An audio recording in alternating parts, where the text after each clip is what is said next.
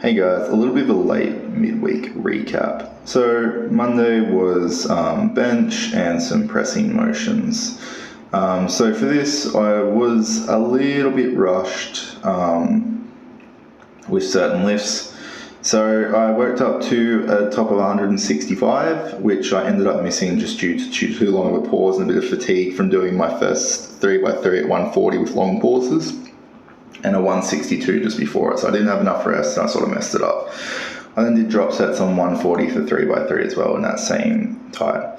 After this, I did 1.5 reps on some dumbbell press. I did this for 3 to 4 sets, worked up to 37.5 kilos. First set was 32, 35, and then 3 sets on 37.5.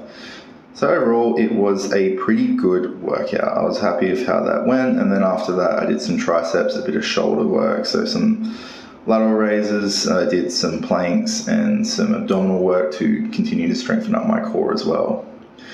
After this, on Tuesday, I had deadlifts, bit of legs and core once again. Worked up to a top single of 250 this time. There was no problems. It was moved pretty easy.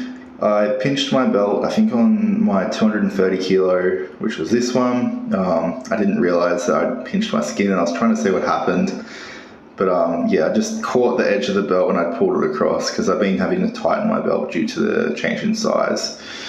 250 moved really easy. I decided to pull this nice and slow like I've been doing with my top sets each week, just because I don't want to tighten my core too quickly. I want to feel that load and make sure I'm not injuring it in any way. So next week I may move it up to 260 or even 275 just to get the that little barrier over with and be back at the 600. After this, I did drop sets of 3 on 180 kilos. Now I'm doing this because the reps is what's sort of affecting me at the moment and making my core fatigue too quickly. So by shortening that and just having that range of reps, it moves and feels a lot better for me. Now, as you can see, after this, I did my leg accessories. So hamstring curls, leg extension, did some lunges, and then some hip adductor and abductor work to aid in my squat and deadlift. Now, that's something that I see that's quite commonly left out, whether it be for stretching or whether it be for active improvement, strength gain, and recovery. Hip mobility, hip work is something that powerlifters especially tend to forget. Whether you be at the top of the sport or bottom or wherever you are, it is something that's important just in general of everything. Like on Wednesday, I wasn't able to do my shoulder session, my normal deadlift session because I was getting a shoulder injection. I was getting a cortisone injection for past scar tissue and some nerve issues.